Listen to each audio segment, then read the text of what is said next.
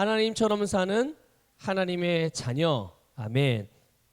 여러분, 자녀는 부모를 닮습니다. 맞죠? 예, 당연히 자녀는 부모를 닮아요. 외모도 닮지만 외모가 닮는 건 당연히 그렇다고 하는데요. 외모만 닮는 게 아닙니다. 생각도 비슷하고 그리고 말도 부모님과 비슷하게 해요, 자녀들이. 그리고 행동도 그렇고 심지어 습관도 그렇습니다. 습관도 희한하게 부모님이 갖고 있는 습관을 자녀들도 갖는 경우가 많아요. 그런데 그 중에서도 이 외모 같은 경우는 자녀가 나이가 들면 들수록 더 부모님을 닮아가요. 혹시 그런 거 느끼셨나요? 딸은 나이가 들면 들수록 누굴 닮아가요? 더 엄마를 희한하게 더 많이 닮아가요. 이상하죠? 젊을 때는 닮긴 닮았지만 그렇게 닮은 걸 몰랐다가, 어릴 때나 젊을 때나 그랬다가도 딸이 나이가 들면서 이제 어머니의 나이쯤 되면 희한하게 진짜 엄마를 이렇게 똑 닮아요. 아들은요. 아들은 또 나이가 들면 이상하게 자기 아빠하고 얼굴이 똑같습니다. 참 희한해요. 근데 이게 특이하고 이상한 일인가요? 아니죠. 너무 지극히 당연하고도 마땅한 일입니다. 여러분, 그리스도인이 누구입니까? 어떤 사람입니까? 바로 하나님의 자녀입니다. 예수 그리스도를 믿음으로 하나님의 자녀가 된 자들을 그리스도인이라고 말하잖아요. 성경은 이 그리스도인들에 대하여서, 성도들에 대해서 뭐라고 말하냐면요, 하나님께서 말씀으로 낳았다, 이렇게 말씀하고 있어요. 자, 한번 고백합시다. 하나님께서 나를 말씀으로 낳으셨습니다. 나는 하나님의 자녀입니다. 믿습니까? 믿습니까? 자, 지금 우리가 하나님이 나를 말씀으로 낳으셨습니다. 나는 하나님의 자녀입니다. 이렇게 우리가 이제 여러분이 저를 따라서 고백을 했는데요. 여러분, 이 고백이 여러분에게 어떤 의미가 있어요? 혹시 이렇게 따라서 한 고백이지만 이렇게 고백하면서 여러분의 가슴에, 여러분의 심령 안에 뭉클하고 담대하고 강력한 뭔가가 이렇게 올라오십니까? 그런 마음이 드십니까? 아니면 그냥 따라하라고 그랬으니까 나는 하나님이 말씀을 낳으셨습니다. 나는 하나님의 자녀입니다. 알지. 그냥 이렇게 무덤덤하고 무감각하게 그렇게 그냥 상투적으로 따라하셨습니까? 부디 늘 주님 앞에 하는 여러분 믿음의 말이라든지 믿음의 고백들이 여러분의 심령으로부터 올라오는 고백이 되기를 축복합니다. 그게 진짜예요. 그게 바로 여러분의 삶의 능력을 일으키는 진짜 믿음의 고백인 것을, 신앙 고백인 것을 깨달으시길 바랍니다. 자, 보세요. 그러니 하나님의 말씀인 성경이 모든 그리스도인들을 하나님께서 말씀으로 낳으셨다고 말씀하고 있으니 하나님 아버지로부터 태어난 하나님의 자녀들이 하나님을 닮는 것은 당연한 일입니까? 특별한 일입니까? 예, 자연스러운 일이에요? 초자연적인 일이에요? 자연스러운 일이죠. 자연스러운 일입니다. 그리고 하나님의 자녀는 시간이 지나고 나이가 들고 세월이 지나면 점점 어떻게 될까요? 더 하나님을 닮아가요.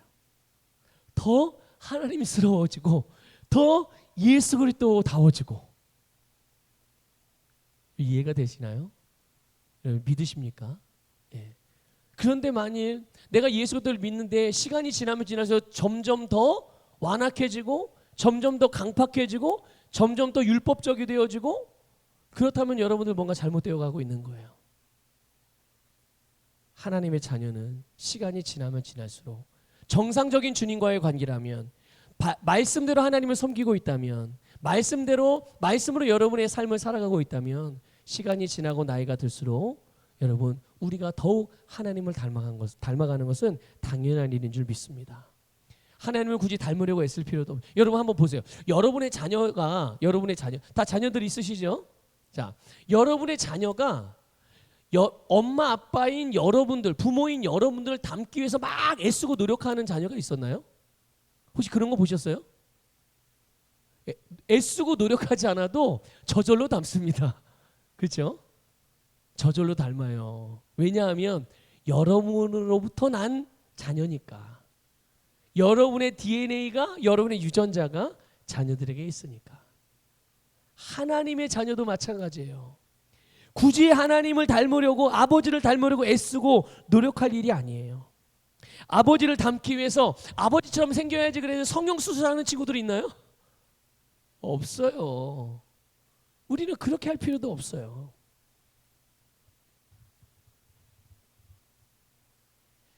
하나님을, 우리 아버지신 하나님을 닮기 위해서 아주 특별한 일들, 하나님을 닮기 위한 어떤 특별한 능력이 필요한 것도 아니에요. 하나님의 자녀는 자연스럽게 하나님을 닮아요. 믿습니까, 여러분? 그러므로 하나님의 자녀인 그리스도인들인 저와 여러분이 이 세상에 살면서 아버지 하나님과 같이 살아가고 그분의 향기를 뿜어내고 그분의 영광이 나타나게 하시기를 축복합니다. 어떻게 해요? 하나님처럼 살면 되죠. 이 땅에서 살지만 하나님처럼 살면 돼요. 하나님처럼 말하면 되고. 여러분, 사는 게 뭡니까? 사는 게.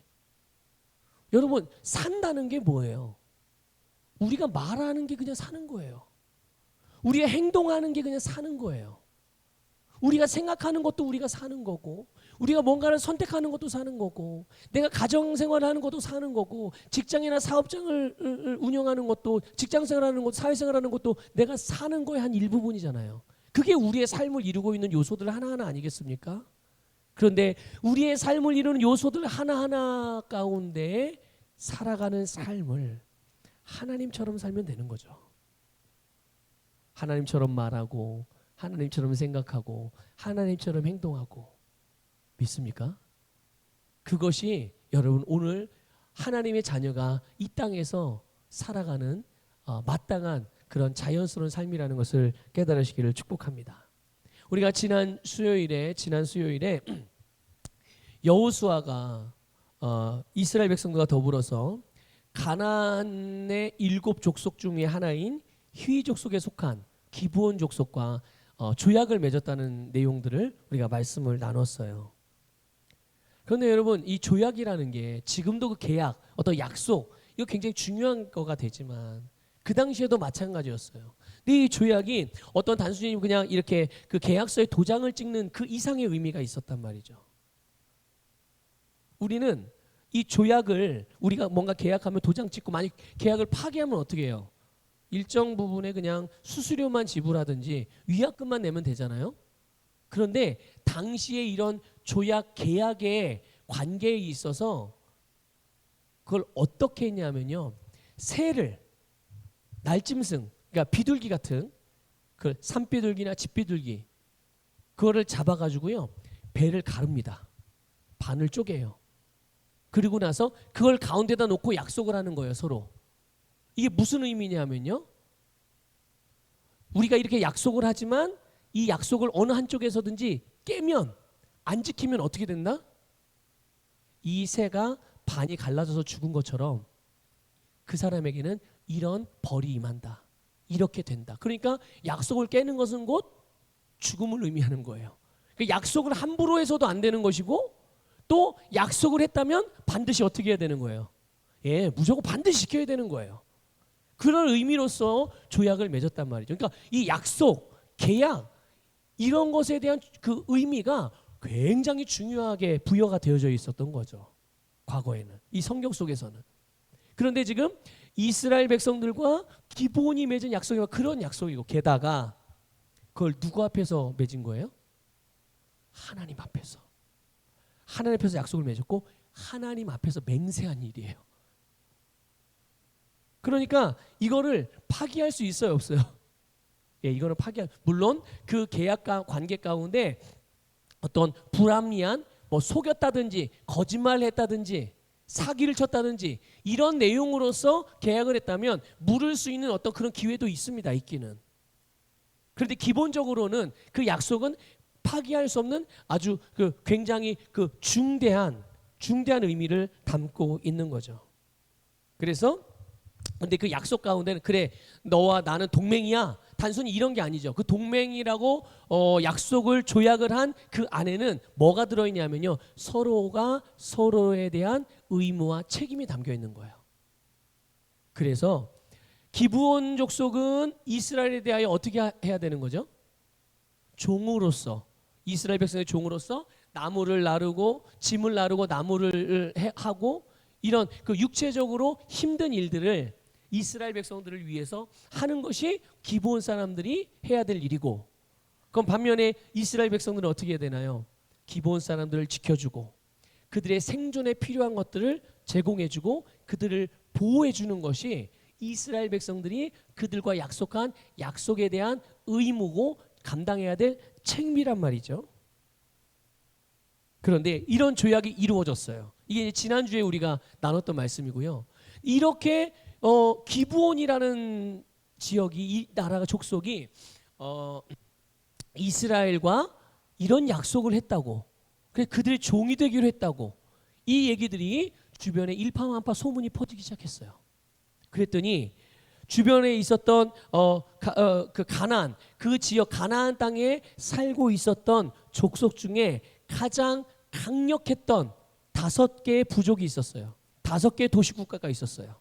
그런데 그 5개의 도시국가가 그들의 왕들이, 그 왕들이 서로 연합을 한 거예요. 연합을 해서 연합군을 형성해 가지고 기브온을 제거해야 되겠다. 어떻게 우리를 배신하고 이스라엘과 손을 잡을 수 있어? 비굴하게 이스라엘에게 머리를 숙이고 종이 됐다고? 그래서는 안 되지. 그래서 저 이스라엘이 더 강력한 나라가 되는 것, 이스라엘이 저렇게 강대한 나라라는 명분을 얻는 것, 그런 소문이 나는 것 그들이 원치 않았어요. 그래서 기브온을 멸망시키기 위해서 그들이 연합군을 이루어가지고 기브온에게 전쟁을 시작한 거죠. 자, 기브온 입장에서는 지금 어떤 일이 닥친 거예요? 굉장히 심각한 문제가 닥친 거예요. 아주 나라의 족속의 존폐 위기가 걸렸고 생존, 사느냐 죽느냐의 문제가 걸린 거예요. 이보다 더 심각한 문제고, 사람이 살아가는 데 있어서 겪는 문제 중에 가장 심각한 문제가 뭐예요? 사느냐 죽느냐 이거거든요. 그렇죠? 근데 이게 전쟁이라는 지금 보세요, 여러분. 러시아와 그 우크라이나가 전쟁을 벌이고 있는데 가장 안타까운 일이 뭡니까? 정치적인 것도 뭐 여러 가지 문제가 있어요. 경제적인 여러 가지 문제가 있어요. 그 외교적인 것도 문제가 있습니다. 그런데 가장 심각하고 가장 큰 문제이고 가장 안타까운 것은 국민들이 살지 못하고 죽어나가고 있다는 거예요. 생명이 죽어나가고 있다는 거예요. 그런 위기가 이 기브온에게 닥친 거예요. 그러니까 어떻게 해야 돼요? 기본이 뭘 할 수 있겠습니까? 할 수 있는 거 딱 하나. 그게 뭘까요? 도움을 요청해야죠. 어디다 도움을 요청해요? 이스라엘, 자기와 약속한 조약을 맺은, 동맹을 맺은 이스라엘에게 사람을 보내서 그래서 도움을 요청합니다. 그 내용이 여러분 오늘 본문의 6절 말씀이에요. 6절 말씀에 뭐라고 되어져 있습니까? 당신의 종들 돕기를 더디하지 마시고 속히 우리에게 올라서 우리를 구해주세요. 저 산지에 거주한 아모리 사람들, 왕들이 다 모여서 우리를 치고 있습니다. 우리를 향해 달려오고 있습니다. 좀 도와주세요. 그랬어요. 자, 그랬더니 여호수아와 이스라엘이 어떻게 합니까? 한번 7절 읽어보겠습니다. 7절 읽습니다. 시작. 여호수아가 모든 군사와 용사와 더불어 길갈에서 올라가니라. 아멘. 지금 이스라엘 백성은 길갈에 머물러 있었거든요. 근데 이제 길갈에서 산간 지방으로 올라가고 있는 거죠. 뭐 하러? 자, 그런데 한번 지금 이 7절 말씀을 통해서 여호수아가 이스라엘 군대를 어떻게 준비해서 가는지를 예측해 볼 수 있죠. 대충 꾸려서 갑니까? 어떻게 대열을 갖춰서 가요? 어떻게 준비하고 가죠? 이 싸움에 대해서 모든 군사, 모든 용사들을 다 소집을 합니다. 이게 당연히 전쟁하는데 그런 거 아니겠냐고 그렇게 생각할 수 있지만요. 여러분 보세요. 여호수아나 이스라엘에게 있어서 기브온은 비록 조약은 했지만, 약속은 했지만 기브온의 신분이 뭡니까? 이스라엘 백성들에게 있어서 볼 때는 종들이에요. 노예들이에요. 여러분 한번 생각해 보세요. 노예들, 종들을 위해서 내가 이 전쟁을 치르는 희생을 굳이 치러야 될 이유가 있을까요? 자기 종들을 위해서 이스라엘 군인이 죽을 수도 있잖아요. 그리고 종들을 위해서 군사력을 낭비할 필요가 있나요?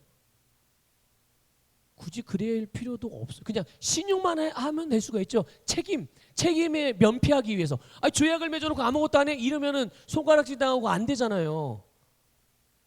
그러니까 신의가 없는 나라의 이스라엘 백성들이 이렇게 되면 안 되잖아요. 비난받으면.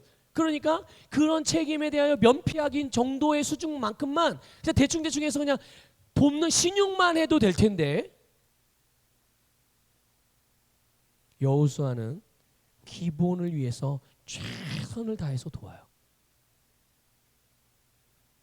왜 그럴까요? 여호수아가 왜 그랬을까요? 조약을 맺었기 때문에. 물론 그런 이유도 있지만 거기에는 더 중요한 동기가 있어요. 그거는 바로 그 조약을 누구 앞에서 맺었기 때문에요? 네, 하나님 앞에서 맺었기 때문에. 그러니까 이 여호수아가 기브온을 돕는 것은 단순히 기브온 사람들이 불쌍해서 기브온 사람들에게 해야 될 의무가 있어서가 아니라 하나님을 따라서 자기의 아버지인 하나님, 그들의 진정한 왕이신 하나님, 그분 앞에서 행한 고백, 그분 앞에서 했던 믿음의 결단, 그분 앞에서 했던 하나님과 또한 사람들과의 약속, 하나님으로 인하여 그들이, 이 여호수아는 비록 하찮게 여겨도 될 만한 그런 대상이었던 기본 사람들이었음에도 불구하고 약속을 아주 신실하게 지켜나가는 것을 볼 수가 있어요. 여러분, 여호수아가 기브온과 맺은 약속, 이 동맹은 비록 이것은 이스라엘 백성들의 여호수아의 실수였죠. 그렇죠? 원래 약속을 맺으면 안 되는 대상인데 실수로 약속을 맺었단 말이에요. 그런데 비록 실수였다고 하더라도, 실수로 벌어진 일이긴 하지만 누구 앞에서 약속을 했다고요? 누구 앞에서 맹세했다고요? 네, 하나님 앞에서. 이거를 이 기본을 죽이기 위해서 나쁜 일을, 나쁜 목적과 나쁜 의도를 가지고 한 게 아니잖아요. 그렇죠?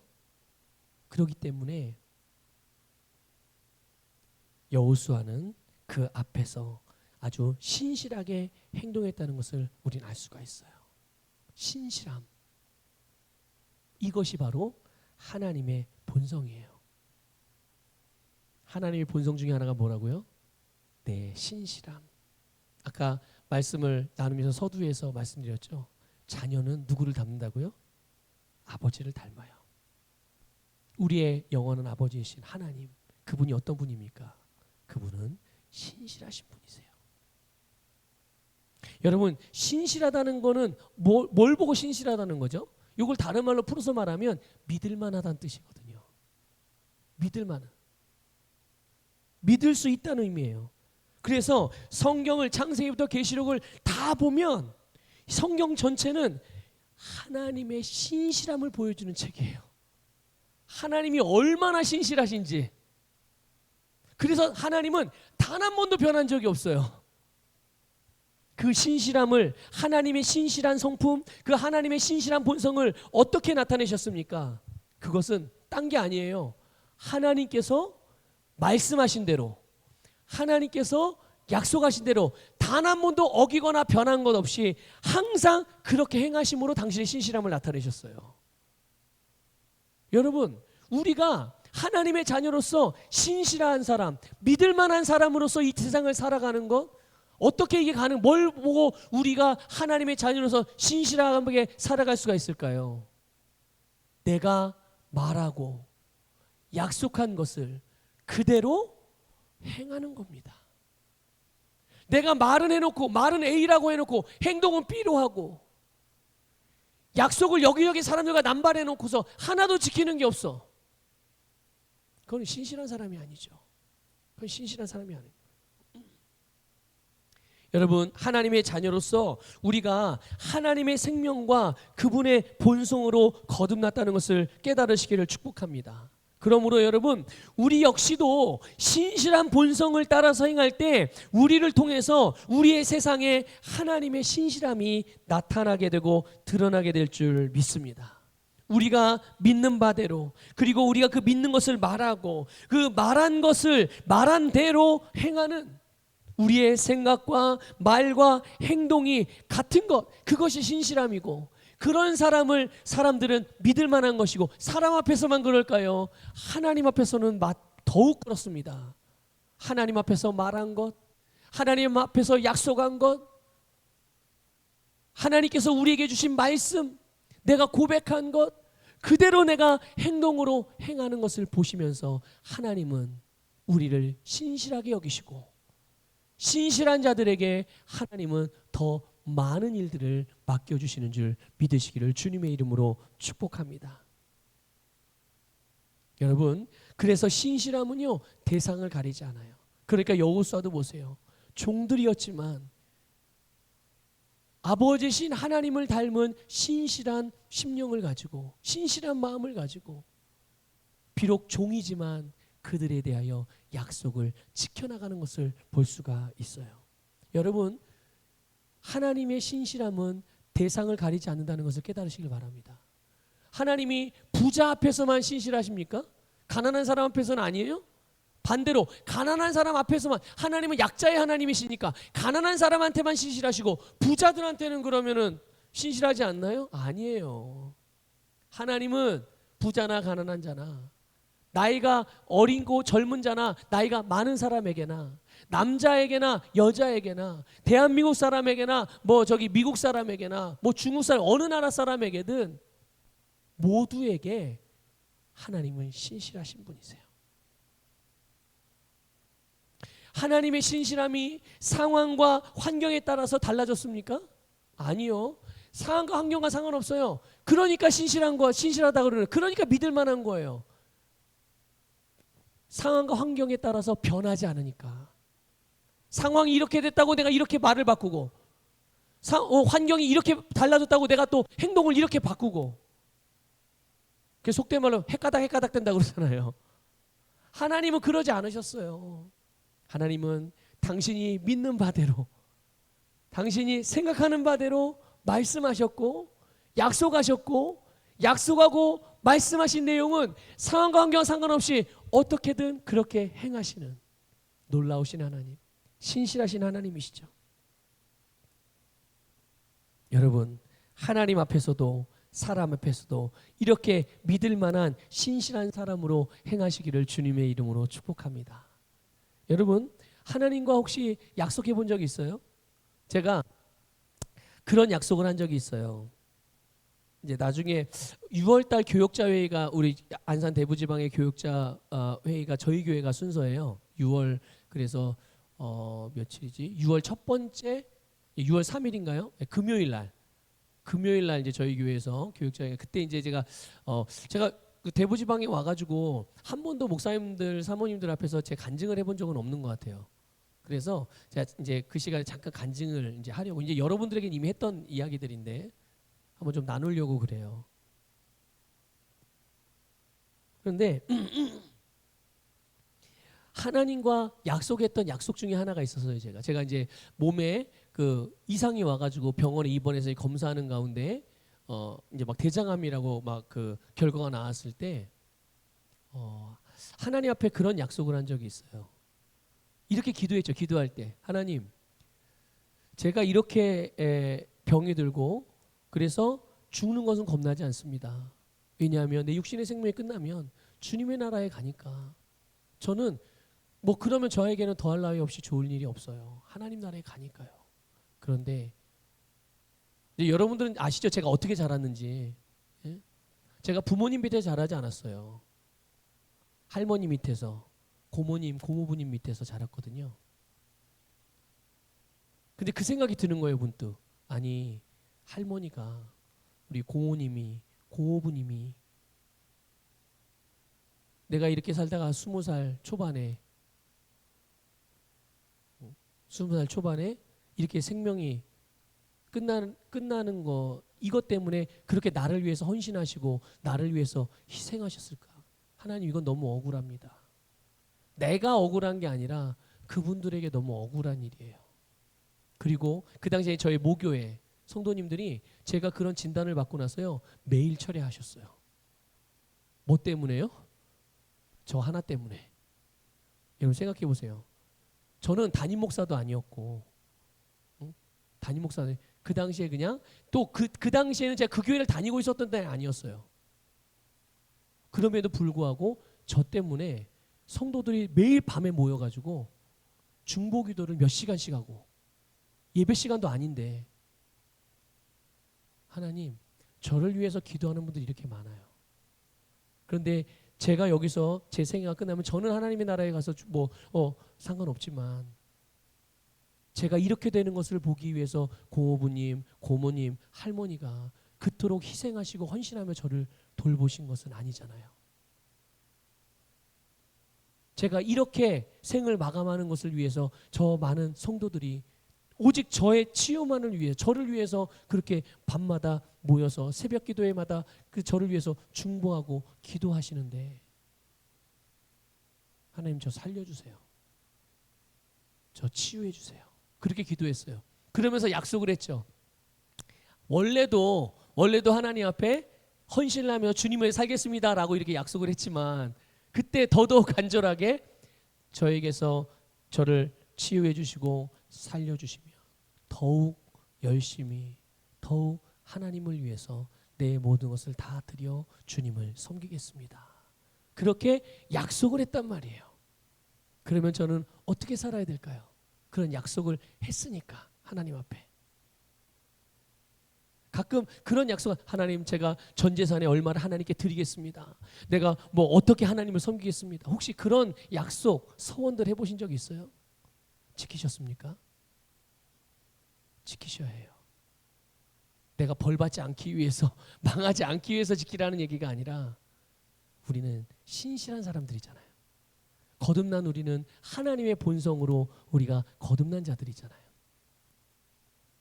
그런데 제가 그렇게 하나님께 주님을 위해서 모든 걸 다 드려 헌신하며 살겠습니다라고 했던 약속을 정말 꾸준하게 잘 지켜오며 살았을까요?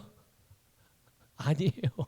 중간에 내가 하고 싶은 대로 했던 적도 많고 그냥 내가 하나님을 위해서가 아니라 나를 위해서 행했던 적도 너무나도 많고 그러다가 이런 말씀들을 준비하거나 하나님의 말씀을 묵상할 때 그런 부분들을 성령께서 또 깨닫게 해주시면 예전에 내가 하나님과 마저 이런 약속을 했었지. 주님 죄송합니다. 제가 그 약속을 까맣게 잊고 있었네요. 주님 제가 다시 하나님께 드렸던 약속을 제가 다시 행합니다. 그러면서 회개하고 돌이키는 거예요. 여러분 하나님과 했던 약속이 있으시다면 다 지켜 행하십시오. 여러분 사랑과 약속을 많이 하시죠. 남편, 아내가 서로 약속하고 자녀와 부모가 서로 약속하고 형제와 형제가 약속하고 친구와 동료들이 서로 약속하고 성도와 성도가 약속하고 목회자와 성도가 약속하고 우리의 삶은 항상 관계 속에서 약속과 신뢰를 그런 관계 아니겠어요? 그 안에서 말하고 약속했다면 그것들을 다 지켜나가는 여러분 되시기를 축복합니다. 그게 우리의 신실하신 아버지 하나님의 자녀로서 하나님과 같이 이 땅을 살아가는 방법이라는 것을 믿으시기를 축복합니다. 자, 이렇게 신실하신 하나님과 같이 이 여호수아가 기브온 주민들을 돕는 일에 아주 신실하게 임했어요. 자, 그런데 8절 한번 봅시다. 8절 읽어볼게요. 시작. 그때 여호와께서 여호수아에게 이르시되 그들을 두려워하지 말. 내가 그들 내 손에 넘겨주었으니 그들 중에서 한 사람도 너를 당할 자가 없으리라 하신지라. 아멘. 여러분 우리가 그리스도인으로서 신실하게 행동할 때 하나님의 자녀로서 신실하게 행동할 때 아까 말씀드렸죠. 신실함은 신실해야 될 대상을 가려요, 안 가려요? 그런 상황과 환경에 따라 달라져요, 안 달라져요? 안 달라지거든요. 신실함은 그냥 여일한 거예요. 그러니까 우리가 그리스도인으로서 신실하게 살아갈 때 비록 혹이라도 우리에게 손해가 날 것 같고 내가 그렇게 했다가는 이득이 없을 것 같고 굉장히 수고스럽고 귀찮게 여기거나 취급할 수 있는 일에 대해서라 할지라도 섬기고 돕는 삶을 살아갈 때, 약속하고 말에 대하여 책임을 지려고 할 때 놀라운 것은 하나님께서도 우리에게 신실하게 역사하신다는 사실이에요. 믿습니까? 여호수아가 하나님의 성품을 닮아서 신실하게 대상을 가리지 않고 대상이 어떠함을 가리지 않고 그의 종들이었지만 여호수아에게 아무런 득이 될 일이 없어요. 귀찮을 수도 있죠. 번거로울 수도 있죠. 손해라고 생각할 수도 있어요. 그러나 하나님의 성품을 닮아 신실하게 그들을 도왔을 때, 그들을 돕는 일에 신실하게 임했을 때 하나님도 그들에게, 여호수아와 이스라엘 백성들에게 신실하게 역사하셨다는 거죠. 어떻게 해요? 도우심으로. 하나님이 그들의 행할 바, 하나님께서 그들이 행하는 일들에 대하여 도우셨다는 거죠. 여러분, 하나님의 도우심이 의미하는 바가 뭡니까? 하나님이 우리를 돕는다, 하나님이 누군가를 도우신다, 그것은 뭘 의미하는 거예요? 그것은 100% 승리를 의미하는 겁니다. 완전한 승리를 의미하는 거예요. 완전한 정복을 의미하는 겁니다. 완전한 성취를 의미하는 거예요. 그것이 보장되어 있다는 얘기죠. 여러분이 신실하게 주님과 같이 행할 때 이 땅에서 하나님의 도우심을 힘입는다는 것을 믿으시기를 주님의 이름으로 축복합니다.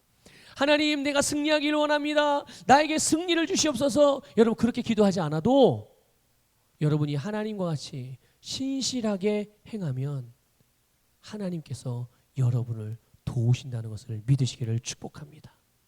여러분, 여호수아가 이렇게 하나님과 같이 신실함으로 약속을 지키면서 기브온을 도울 때 하나님도 도왔단 말이에요. 어떻게 도우셨죠? 두 가지로 도우셨어요. 하나는 대적들에게요, 우박 덩어리를 내리셨다고 그랬어요. 도대체 우박이 뭐 얼마나 큰지는 모르겠으나 우박 덩어리래요. 우박 덩어리.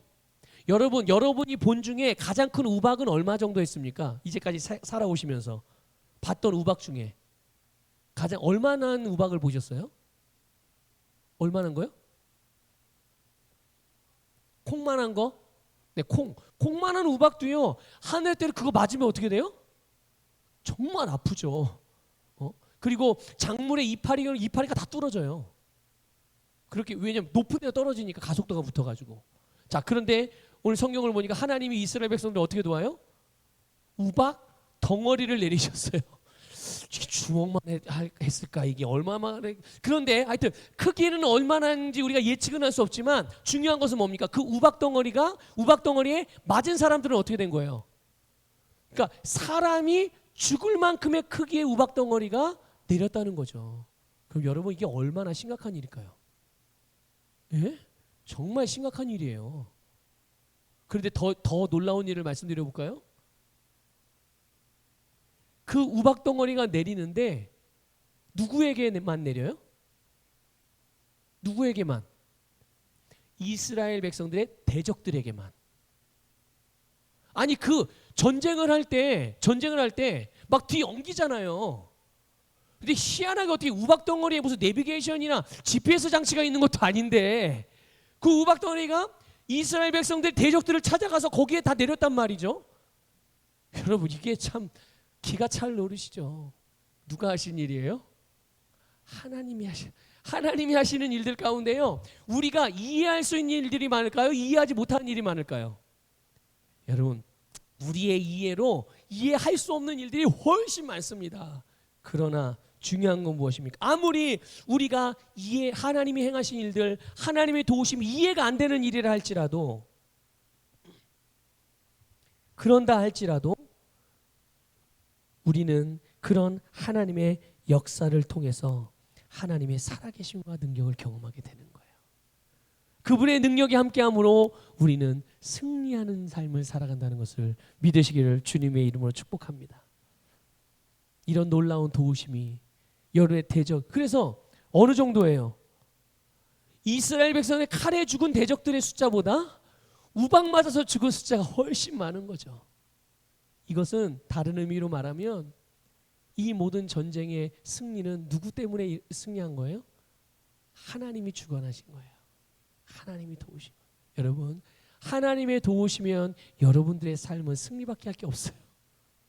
하나님의 도우심을 힘입으시기를 축복합니다. 어떻게 해요? 아버지 하나님과 같이 살아가십시오. 신실하게 살아가시면 돼요. 자, 하나님의 도우심의 또 다른 한 가지, 그게 무엇입니까?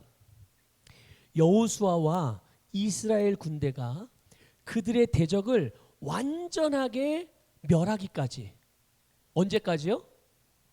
대적을 완전히 멸하기까지 해와 달이 멈추어 있었다는 거예요. 해와 달이 멈추어. 여러분, 해와 달이 의미하는 게 뭡니까? 여러분, 해와 달은 시간에 측량하는 기준이에요. 시간을 측량하는 기준입니다. 여러분, 오늘 지금 현재가 지금 8시 10분이에요. 8시 10분의 기준을 여러분 우리는 시계를 보고 알죠. 근데 시계가 어떻게 해서 만들어진 겁니까? 해의 움직임, 달의 움직임을 보고 시간이 만들어진 거예요. 그러니까 해와 달은 시간을 의미하는 거예요. 그러니까 해와 달이 멈췄다는 건 뭐가 멈춘 거예요? 네, 시간이 멈춰. 여러분, 가끔 TV에서 그 SF 영화, 또 판타지 그런 드라마나 영화 같은 거, 그런 거 볼 때 갑자기 시간이 딱 멈추는 그런 그 장면들을 아마 많이 보셨을 거예요. 물론 그렇게 모든 사람이 딱 멈추어져 있는 그런 것은 아니었지만 해와 달이 멈춤으로 시간이 멈췄다는 거예요. 언제까지? 뭐 하기까지요? 이스라엘 백성들이 완전히 대적을 멸하기까지, 완전한 승리를 거둘 때까지 시간이 멈춘 거예요. 자, 그러면 한번 여러분 여쭤볼게요. 해와 달이 멈춤으로 시간이 멈췄어요. 그러면 그 시간이 어떤 시간입니까? 어떤 시간이에요? 자, 해와 달이 언제까지 멈췄다고요? 이스라엘 백성들이 대적을 다 멸하기까지, 완전히 승리하기까지. 그러니까 그 이스라엘 백성들에게 그 멈춘 시간은 어떤 시간인 거예요? 승리를 위한 시간인 거예요.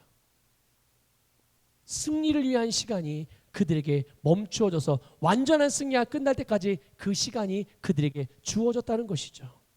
여러분, 하나님께서 말씀하신 승리가 다 이루어지기까지 여호수아와 그의 군대에게 바로 그 시간은 오직 승리만을 위한 시간이었다는 것을 믿으시기를 축복합니다.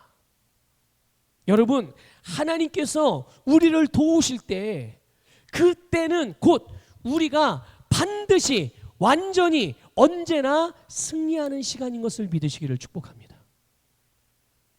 하나님이 우리를 도우신다라는 그 사건은, 하나님이 우리를 도우신다는 것은 곧 승리를 위한 시간이 우리에게 주어졌다는 것이고, 다 승리하기까지 이 시간은 어떻게 될까요? 지나고 흘러버린다는 얘기예요? 아니죠. 승리를 다 이룰 때까지 그 승리를 위한 시간이 우리에게 보장되었다는 것을 알게 해주시는 말씀이라는 것을 믿으시기를 축복합니다. 그래서 그 승리하는 시간에, 오직 승리를 위한 그 시간이 우리에게 주어졌을 때, 그 승리하는 현장에서 하나님의 말씀을 따라서 믿음으로 행할 때 그 사람에게는 반드시 승리가 이루어진다는 것을 믿으시기를 축복합니다. 여러분의 삶에서 이것이 이루어지고 경험되어지기를 바라요. 여러분, 이 과정에서 여호수아는 다시금 하나님처럼 행동하는 것을 우리가 또 보게 돼요. 그게 뭡니까? 신실하게 행한 것뿐만 아니라 또다시 하나님처럼 행동을 해요. 이 여호수아가 어떻게 해요? 12절 읽겠습니다. 12절 읽습니다. 시작. 여호와께서 아모리 사람을 이스라엘 자손에게 넘겨주시던 날에 여호수아가 여호와께 아뢰어 이스라엘이 목전에서 이르되, 태양아 너는 기브온 위에 머무르라, 달아 너도 아얄론 골짜기에서 그리할지어다 하매. 아멘. 자, 여호수아가 하나님께 기도하면서 해와 달을 향하여 어떻게 했습니까? 하나님이 해야 멈춰라, 달아 멈춰라 해서 멈췄습니까? 아니죠. 누가 해와 달을 멈춘 거예요? 물론 그 배경에는 하나님의 역사하심이 있었지만, 그 하나님의 역사하심이 있기까지 여호수아는 하나님처럼 기능했다는 것을 아셔야 해요. 믿습니까, 여러분? 어떻게 이런 일이 일어날 수 있죠? 어떻게? 여호수아가 하나님을 믿고 하나님을 의지하는 대로 여호수아는 그의 입으로 변화시켜야 될 대상, 바꾸어야 할 대상, 제거되어야 할 대상, 주 안에서 그가 원하는 바를 향하여 믿음으로 선포했다는 거예요. 그리고 그렇게 선포했던 자기가 말한 대로 행함으로 선포했잖아요. 해와 달이 왜 멈추기를 선포한 거죠? 왜 멈췄어요? 왜 멈추게 한 거예요? 왜 무엇을 위해서 멈추라고 한 겁니까? 그 대적에게 완전히 승리하기 위해서 멈추게 하는 거예요. 그래서 그 승리를 위해서 뭐 했습니까? 여호수아는 멈추라고 말했고 자기가 말한 대로 승리를 위한 싸움의 현장에 들어가서 실제적으로 자기가 그 말한 대로 승리의 싸움을 했던 거예요. 말만 하고 그냥 가만히 보고 있었던 게 아닙니다.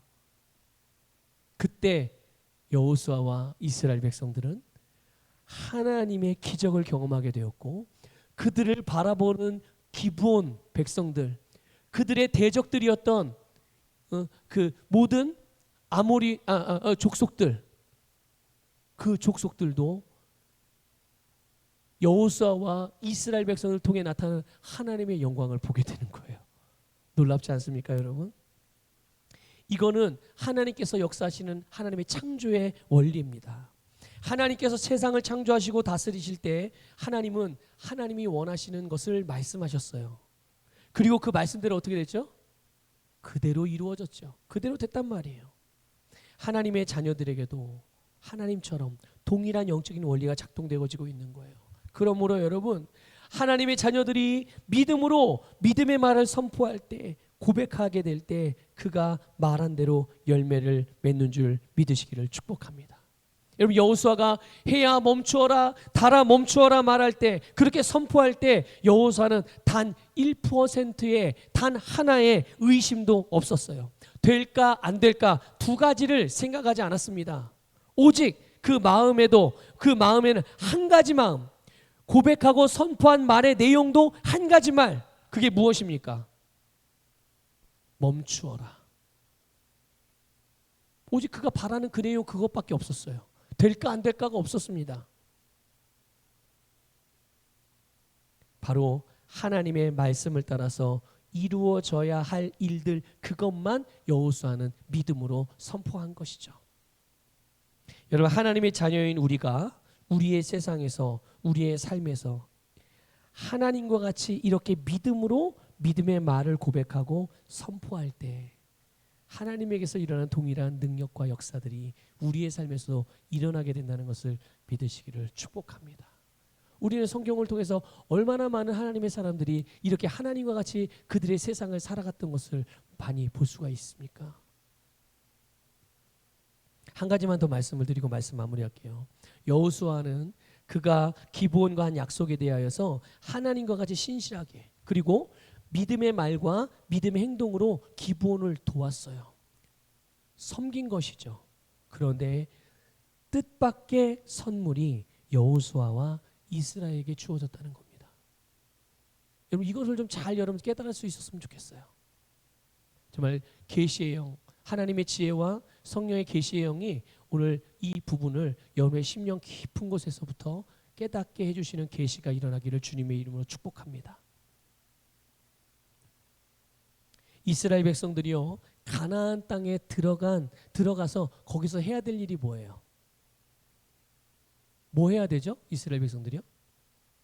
가나안 땅에 들어왔어요. 이제 해야 될 일이 뭐예요? 정복하는 일을 해야죠.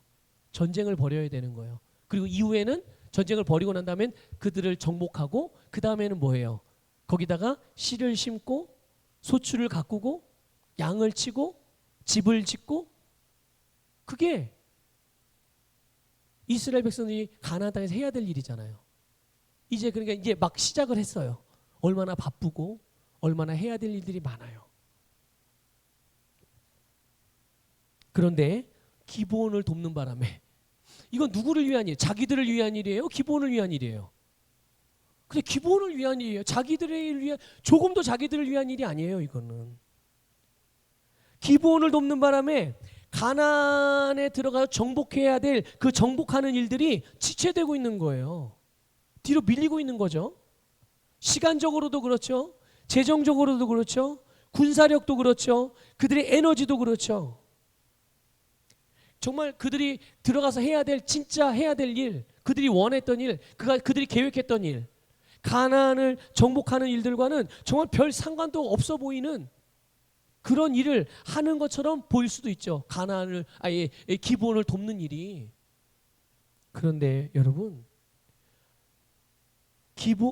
여호수아와 이스라엘 백성들이 기브온에게 대하여 하나님처럼 행한 결과가 너무나도 놀랍습니다. 지금 기브온을 돕는 일은 가나안을 정복하는 일과 상관이 있어요, 없어요? 상관이 없는 일이에요. 그냥 전적으로 기브온을 돕는 것밖에 없었거든요. 자, 그런데 이렇게 기브온을 도왔는데 그 도운 결과가 뭐냐? 가나안 땅 중에 남부 지역 전체를 다 정복하게 된 거예요. 다시 말씀드릴게요. 기브온을 도와서 기브온을 침략했던 이 가나안에서 하여튼 대단하다고 가장 강력한 그 도시국가들이었던 5도시국가 연합군, 그들과 싸워 그들을 멸절시켰어요.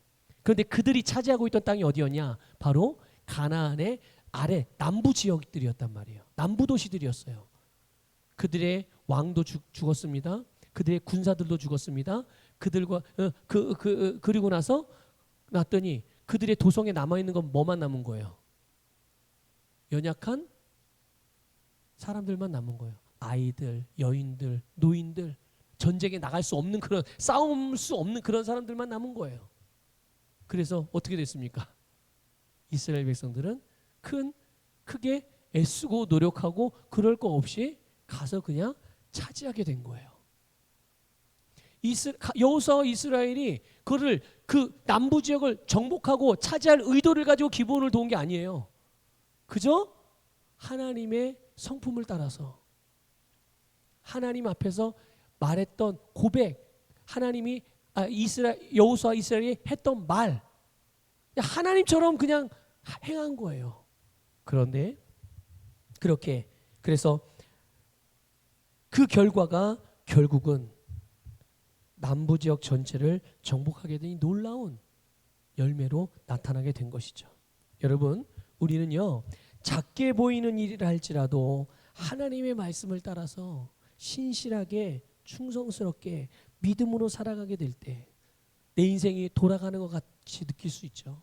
힘든 것처럼 느낄 수도 있는 것 같아요. 손해를 보는 것도 같을 수 있어요. 그렇게 느낄 수 있습니다. 그러나 결국은 그게 가장 빠른 일이고 가장 효과적인 일이고 가장 큰 은혜와 영광을 누릴 수 있는 그런 비결이라는 것을 믿으시기를 주님의 이름으로 축복합니다. 여러분, 이 땅에서 하나님처럼 살아가는 일, 하나님처럼 행하는 일 절대로 여러분에게 손해나지 않습니다. 여러분을 절대로 부끄럽게 만들지 않아요. 여러분을 절대로 패배자가 되게 하지 않습니다. 하나님의 도우심으로 완전한 승리가 여러분에게 보장되어져 있고, 그러면 우리는 어떠한 상황이든 어떠한 대상이든 그 상황과 그 환경 앞에서 그 안에서 또 우리가 대하는 대상들 앞에서 언제나 하나님처럼 행하며 나아가게 되는 것이죠. 여러분, 하나님처럼 살아가십시오.